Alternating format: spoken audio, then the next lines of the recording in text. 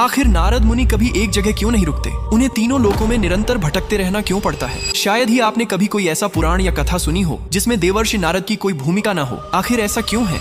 ये कहानी उस समय की है जब सृष्टि का आरंभ हो रहा था। सृष्टि के आरंभ में दक्ष ब्रह्मा जी के मानस पुत्र और महान प्रजापति थे। सृष्टि के विस्तार और वंश वृद्धि को आगे बढ़ाने का दायित्व उन्हीं पर था। उनका उद्देश्य था कि उनकी संतानें विवाह करें, संतति उत्पन्न करें और संसार को आगे बढ़ाएं। राजा दक्ष के पुत्र हर्षयश्व और बाद में शबलयश्व का जन्म हुआ। ब्रह्मा जी ने उन्हें आदेश दिया कि वे गृहस्थ जीवन अपनाएं और सृष्टि की रचना में योगदान दें। उसी समय देवर्षि नारद वहां पहुंचे। नारद मुनि ने उन युवकों को समझाया कि संसार का सुख क्षण भंगुर है, मोह और बंधन अंततः दुख का कारण बनते हैं। उन्होंने उन्हें मोक्ष और भक्ति का मार्ग दिखाया और कहा कि पहले संसार को देखो, अनुभव करो, फिर निर्णय लो कि गृहस्थ जीवन तुम्हारे लिए उपयुक्त है या नहीं। नारद की बातों से प्रभावित होकर दक्ष के सभी पुत्र संसार की यात्रा पर निकल पड़े। वे ज्ञान और आत्मबोध की खोज में आगे बढ़ते गए और फिर कभी अपने पिता